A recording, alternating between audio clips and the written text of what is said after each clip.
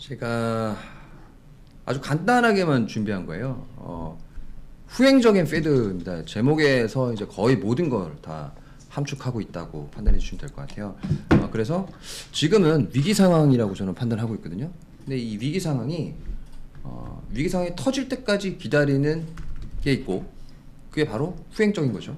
그리고 위기 상황을 조금 줄여보려는 선행적인 노력이 좀 있어야 되는데, 이번 페드에서 이런 방향으로 가다가 실수할 확률이 높다, 저는 그렇게 판단을 해가지고 향후 조금 어려울 가능성이 있다라고 좀 말씀드려야 될 것 같습니다.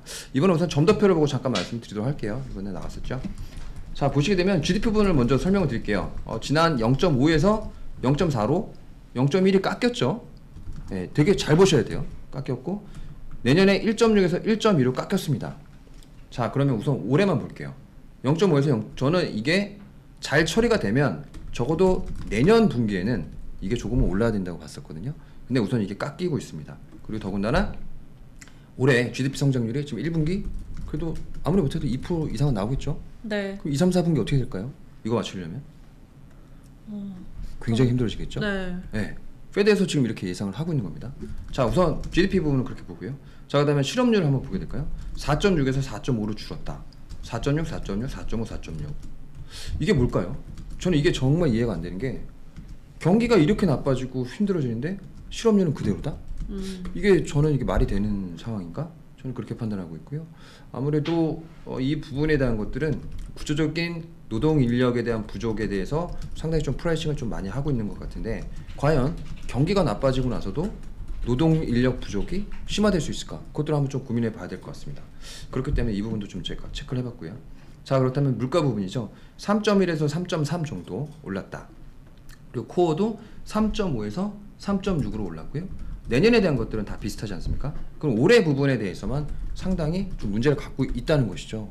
그런데도 불구하고 지금 여러 가지 연준에서 얘기를 했던 것들을 자세히 들여다보게 되면 좀 앞뒤가 좀 안 맞는 좀 그런 것들이 좀 보였어요. 그래서 제가 전반적으로 유동을 체크했던 거고, 자, 인터뷰 내용 되게 심플합니다. 근본 회의에서 금리 동결에 대한 논의를 했었다.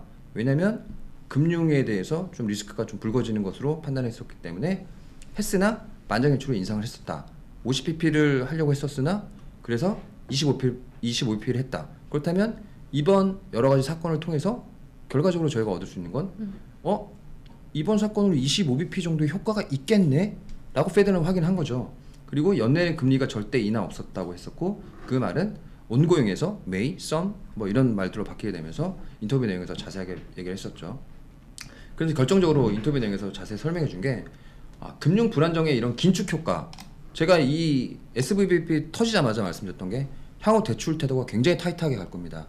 그러면서 영세업자라든지 혹은 소규모 사업자들의 대출 부분이 상당히 힘들어지기 때문에 경기 활력도는 매우 떨어질 수 있는 가능성이 매우 높다. 그러면서 말씀드렸던 것들은 또 대형은행들은 문제가 없지만 지금 소형은행들이라든지 지역은행들 같은 경우는 돈이 없어졌다고 제가 말씀드렸잖아요. 네. 이 돈을 어디서 채웁니까? 채울 수가 없어요. 거다가 지금 재할인율 창구라든지 혹은 뱅크텀 그 프로그램에서 하나 새로 나왔지 않습니까? 그 프로그램에서도 OS 플러스 알파 10bp 정도의 높은 금리를 지금 부담을 해야 되거든요. 그렇다면 지금도 자본은 녹고 있는 거예요. 그렇다면 향후 대출을 회수해야 되고요. 또 증자를 해야 되는데 누가 증자를 해주겠습니까? 당연히 그런 부분들에 대해서 예전에 좀 안 좋은 은행들 말씀드리게 되면서 이 부분 절대 살려서 기존 주주들 살려서 가지 않는다. 돈이 들어와서 안정이 되더라도 기존 주주들은 굉장히 좀 힘들어진다라고 말씀드렸던 것이 바로 이런 겁니다. 근데 이런 부분들을 언급을 하면서 정량화가 불가능하다고 얘기를 했어요. 물론 정량화가 불가능할 수도 있습니다.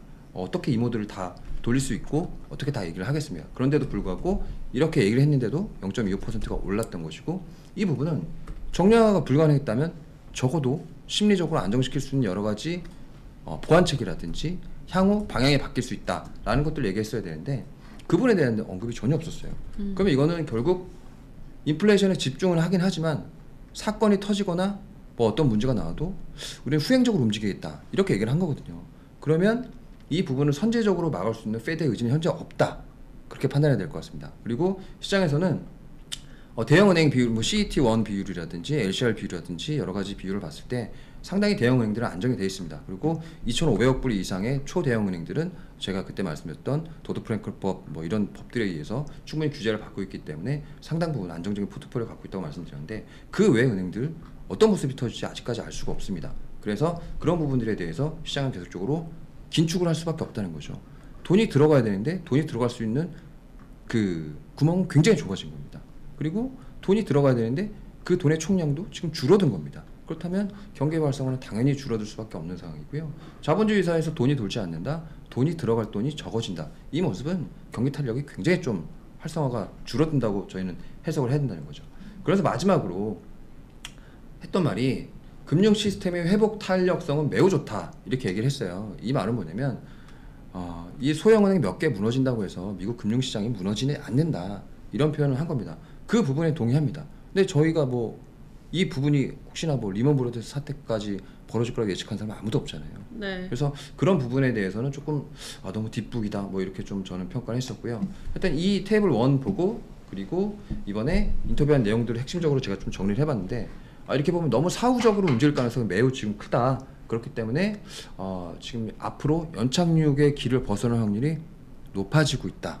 그렇기 때문에 지금은 미래에 대한 기대를 시장의 프라이싱을 굉장히 좀 많이 했었는데 미래에 대한 기대가 상당 부분 낮춰질 수 있고 그 부분의 트리거는 어디서 나올지는 모르겠지만 한번 그 트리거가 발동이 되게 되면 주식시장에는 급격하게 그 부분을 반영할 확률이 높다. 그렇게 저는 조심스럽게 예측을 하고 있고요. 자, 그럼 두 번째 한번 보겠습니다. 그 점도표 그 서류를 보시게 되면 제일 아래쪽에 이런 말이 있어요. Average Historical Projection Error Range라고 해서 자, GDP에 얼마만큼 틀릴 수 있는 부분인가. 그리고 실업률, 그리고 물가, 그리고 오차 금리죠. 범위인가요? 네. 오차 범위죠. 이 오차 범위를 딱 보시게 되면 좀 뭐 느껴지시는 거 없을까요? 자, 여기 위에를 잠깐 보여드리고 자, 그다음에 다시 제가 무슨 수수께끼인데 네. 것 같은데 자, 우선 저는 가장 중요한 부분이 2023년, 2024년, 2025년 이렇게 보시게 되면 다 대부분 오차 범위가 늘어요. 그렇죠? 네. 오차 범위가 늘어서 이 뒷부분은 저희가 지금 신경 쓸 게 아니라는 겁니다. 그래서 제가 오차 범위가 늘고 변동성이 확대가 되게 되면은 그 뒷부분에 현재에 좀 집중하게 되는 거고요. 그리고 변동성이나 그 오차의 범위가 줄어들게 되면은 저희는 미래를 바라볼 수가 있는 거죠. 근데 이것이 확대되는데 저희는 이제 집중을 여기에 할 수밖에 없는 거죠. 그래서 이 노란색 부분을 쳐는 거고요. 자, 실업률이 0.8% 정도 올라가게 된다면 어떻게 될까요? 4.5에서.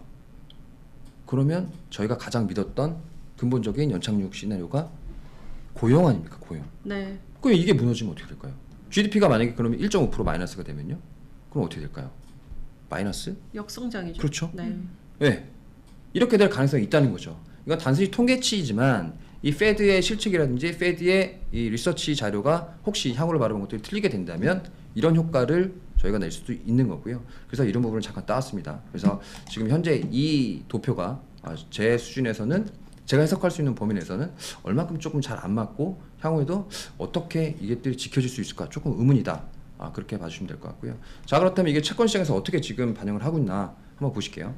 지금 금리를 올려서 지금 4.75에서 5.0%까지 되어 있지 않습니까? 금리가. 자, 그럼 그 위에 있는 금리가 3개월, 4개월, 6개월치 정도 저희가 바라볼 수 있는 금리는 이 정도예요. 1년 후에는 4.5죠. 그러면 1년 뒤까지는 모든 투자를 하는 사람들은 절대 이 금리 못 있다고 생각하는 거죠. 네. 생각은 뭘까요? 무조건 금리를 인하해야 되는 수밖에 없다라고 판단하는 겁니다. 자, 그리고 아까 전에 제가 말씀드렸죠. 불과 며칠 전에 이 빨간색 그리고 현재 이게 거의 붙어 있었어요. 지금 좀 네. 벌어졌죠. 이게 시장과의 또 갭리치가 발생한 겁니다. 이렇게 시장과의 갭리치가 발생하면 누군가 틀렸다는 거예요. 누군가 틀린 겁니다. 시장이 틀리든지 페드가 틀리든지. 근데 과연 현재 상황을 보게 되면 페드가 틀렸을 확률이 높을까? 시장이 틀렸을 확률이 높을까? 그것만 저희가 개별적으로 판단해 보시면 될 것 같아요. 근데 저는 이제 시장이 맞을 것 같다. 그런 생각이 점차 좀 드는 상황이고요. 자, 그러면 앞으로 여러 가지 저희가 지표들을 좀 보면서 판단해야 되는데, 자, 매주 이제 목요일 날 저희가 볼 수 있는 게 페드의 밸런스 시트를 이렇게 보게 되는 게 작게 두 군데만 따온 겁니다. 두 군데만 따온 건데 이것들을 너무 작아서 하나투자증권에서 애널리스트가 한번 조사한 것들을 쭉 보시게 될게요. 그러면 뭐 4주, 2주, 1주 이제 한글로 편하게 이제 정리해놨죠. 자, 그렇다면 여러 가지 지금 긴급 그 대출 프로그램들 제외하고 돈이 빠지고 있나 안 빠지고 있나 그거만 볼까요? 자, 디파짓 부분에 대형 부분 0.6 늘었죠. 자, 소형 부분 2.2 빠졌습니다. 외국 부분 또 빠지죠. 그러니까 전반적으로 대형 은행에 대해서 돈이 몰려가는데 절대적인 금액은 빠지고 있는 부분이에요. 그렇다면 부채가 은행 측면에서 준다는 거는 대출의 한도가 줄어든다는 겁니다. 그래서 네. 제가 계속적으로 그런 말씀 드리는 거고요. 그리고 지금 은행들은 어찌됐든 단기로 자금을 조달해서 장기로 내보내야 되는데 이런 시스템 자체가 역성장에 나다 보니까 지금 가지고 있는 자산도 계속 높게 되는 거예요. 게다가 지금 금리가 좀 계속 좀 높아 있는 상황에서 예금 인출에 대한 것들은 지금 보장을 해주고 있지만 그 외에 긴급 자금이라든지 이런 것들이 필요하게 되면 과연 어떻게 될까요? 만기 보유 자산들은 다시 헐 수밖에 없는 그런 리스크도 다시 한번 존재하게 될 겁니다. 물론 아직까지 그거에 대한 예상은 상당 부분 낮다고 보고 있어요.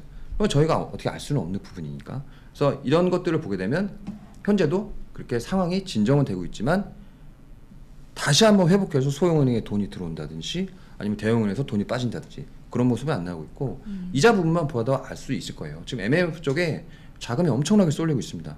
지금 여러 외신 보도에서 나오고 있는데 MMF의 버블이다. 이제 버블이 잉태되고 있다. 이렇게 얘기를 하고 있는 거거든요. 페드에서 돈을 아무리 넣고 그리고 스위스 당국에서 뭐 돈을 넣어서 스위스를 구제해 줬듯이 여러 가지 유동성 보강 장치를 해주고 있는데 그 돈이 지금 멈춰 있는 거죠. 지금 멈춰 있는 겁니다. 전혀 안 돌아요. 이건 이제 유동성 함정이라고 이제 보통 표현을 하는데 네. 이것들이 단기 자금에만 계속 묶여 있다 보니까 이 MMF는 보통 뭐냐면 굉장히 만기가 짧은 뭐 기업어음이라든지 여러 가지 그 사채들 시장에 주로 많이 투자가 되는 거고요. 근데 그 시장 자체는 어찌어찌 굴러가게 된다 그래도 장기적인 포트폴리오는 어떻게 할 건가요? 거긴 돈이 안 들어간다는 거거든요. 그러면 장기적인 포트폴리오가 하나씩 만기가 될 때는 상당히 좀 문제가 될 수 있다라고 판단해 주셔야 될 것 같고요. 그리고 아까 전에 말씀드렸던 지역은행들의 이런 뱅크런을 방지하기 위해서는 예금자 보호가 당연히 필요했던 거고요. 그거 외에도 이제 CMBS 문제가 요즘에 되게 많이 나오죠. 제가 한 2달 전부터 CMBS 얘기했죠. 뭐 유동성 상업용 부동산에 대해서 좀 아직까지는 리스크가 안 보이는데 조금 이상한 기미는 보인다라고 말씀드렸었어요. 이제 그 문제가 나오고 있는 겁니다. 그래서 CMBS는 유동성 문제가 아니에요. 그게 제일 중요한 문제입니다. 이거는 본질적인 문제입니다. 예금자 보호를 한다고 해서 나아질 수 있는 게 아니에요. 이건 꼬박꼬박 현금을 만들어내는 자산이고요. 이 현금이 얼마만큼 내 자본을 지금 현재 잡아먹고 있고 갉아먹고 있냐. 지금 그 상황을 보여주는 겁니다. 그래서 CMBS 이런 지수들을 보게 되면 지금 계속 내려오고 있는 추세예요. 그렇다면 가장 비쌀 때 샀던 그런 상업용 모기지 같은 경우는 손실률이 굉장히 좀 커지고 있는 거겠죠.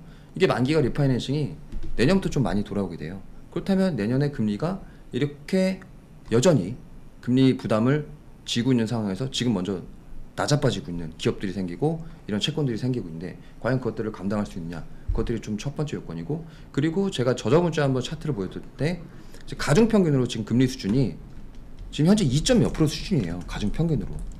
그러면 저희가 지금 딱 빌리게 되면 뭐 예를 들어서 페드 금리를 치면 4.7에서 5%잖아요. 근데 얘는 사업 주체라는 게 0%에 빌린 사람도 있고요, 2%에 한 사람도 있고 3%, 4% 이렇게 쭉 나눠져 있는 겁니다. 이 가중평균을 2몇 %라고 보고 있는데 지금 가중평균 2몇 %도 이렇게 터지고 있는데 과연 이게 6개월, 1년 이렇게 계속 고점을 유지하고 있다면 과연 이 시장이 얼마만큼 버텨낼 수 있을 것인가, 그 부분을 좀 고려해 보셔야 된다, 그렇게 보고 있습니다. 그래서 전체적으로는 지금 상당히 경기 침체 속도가 빨라질 가능성이 높다. 이제 좀 그 뷰를 저는 조금씩 옮겨가고 있는 편이고요. 그 트리거가 어떻게 될 것인 거는 이번 실적 시즌에 밝혀질지 안 밝혀질지는 그건 아직 미지수예요. 그렇지만 이제는 조금 주식을 좀 줄여야 되거나 쉬어야 될 때도 지금은 오는 것 같다. 저 개인적으로 그렇게 말씀드려야 될 것 같고요. 그래서 이런 여러 가지 근거들은 아마 연착륙에 대한 근거가 경착륙으로 바뀌게 되면서 가지게 된 그 로직이다라고 판단해 주시면 되고, 이 경착륙은 저희가 무슨 뭐 전미 경제연합 거기서 보면 2분기 연속 뭐 GDP가 마이너스 성장하면 리세션입니다 이렇게 나오잖아요. 그럼 올해 100%죠. 아까 전에 GDP 보여드렸잖아요. 근데 GDP에 오차가 나서 3개분기, 4개분기 나면 어떻게 될까요? 저는 그런 부분들이 조금 걱정이 됐었고, 이런 부분들을 좀 잘 조율해서 제가 제목에서 좀 보여드렸듯이 너무 후행적이에요. 예. 평소에 아무 크랙이 없고 그리고 아무도 다치지 않았을 때는 모든 경제 주체가 그래도 한계에 와 있긴 하지만 버틸 수 있다. 이 정도면 후행적이어도 됩니다. 근데 이거 좀 이상한데? 위태위태한데? 근데 너무 후행적으로 움직이려는 스탠스가 보인다는 거죠. 작년에 한국에서 대출금이 상한이 많이 된 거 아시죠? 네. 우리나라 가계대출은 재작년까지 끝없이 늘어났어요. 근데 가계대출 상환이 됐잖아요. 그 말이 무슨 의미일까요? 선제적으로 대응을 한다는 거죠. 나 힘들어. 그러니까 향후 다가올 위험에 대비해서 난 선제적으로 조치를 하는 거야. 가계들도 이렇게 대응을 해요. 근데 저는 페드가 이번에 대응을 참 너무 후행적으로 하는 모습이 보인다. 그렇게 보는 거고요. 만약에 경기가 이렇게 안 좋아지게 되면 인플레이션 안 잡힐까요? 저는 잡힌다고 보거든요. 뭐 자연스럽게. 네, 자연스럽게 잡힌다고 보는데 이거 아까 전에 보여드렸잖아요. GDP는 내려오는데 물가 수준은 더 올라 있다. 점점 저는 이해가 안 되는 거죠. 그래서 직전까지는 근데 인플레이션을 잡기 위해서 GDP 부분도 조금은 신경을 썼던 부분이 있었고, 그리고 뱅킹 시스템을 보호한다는 그런 큰 대명제 안에서는 당연히 이런 그 유동성 공급 정책이 당연히 좋을 수밖에 없는데, 이번에 인터뷰 내용을 보게 되면서 이 부분이 다음 금리 정책에도 또 이런 모습이 나오나? 그러면 전 시장의 불안감이 좀 더 확대될 거라 보고, 사실 경기 주체라는 건 자기 실현적 존재거든요. 힘들어질 거야 하면 안 하는 겁니다. 예를 들어서 골프를 좋아하시면 제가 골프를 1년에 뭐 30번 칠 수 있다 했는데 내년에 10번밖에 못 치겠는데 영향이 가요. 이게 다 자기 실현적 그런 결과거든요. 네. 근데 모든 경기 주체는 다 그렇습니다. 정부를 빼고요. 근데 정부 사이드에서 지금 이렇게 얘기를 하고 있다 보니까 저는 그 부분이 좀 마음에 많이 걸린다. 그래서 시간이 그렇게 길게 남은 것 같지 않다라고 판단하고 있고요. 그리고 실적 부분, EPS 부분 계속적으로 말씀드리면서 뭐 윌슨이라든지 뭐 여러 가지 뭐 JP 모건이라든지 EPS를 180에서 200 정도로 잡고 있지 않습니까? 그래서 제가 그때 계속 강조드렸던 게 이 논리가 과연 무엇이냐 저희가 알 수가 없고, 이 논리가 과연 경착륙을 반영한 것이냐 연착륙을 반영한 것이냐. 근데 제가 지금 판단해 보니까 지금 경착륙을 반영하는 것 같아요.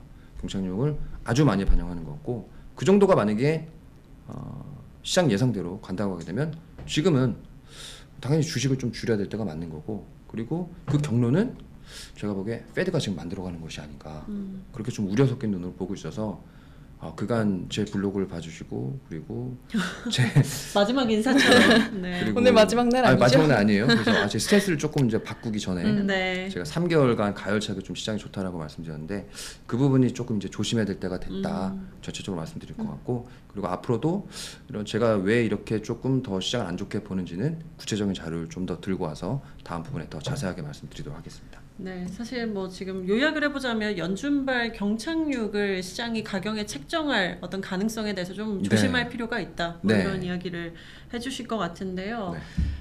정말 올해 내내 낙관적인 뷰를 유지를 해주셨는데 조심하라라고 이야기를 해주시니까 좀 잠이 확 깨는. 네, 맞습니다. 네.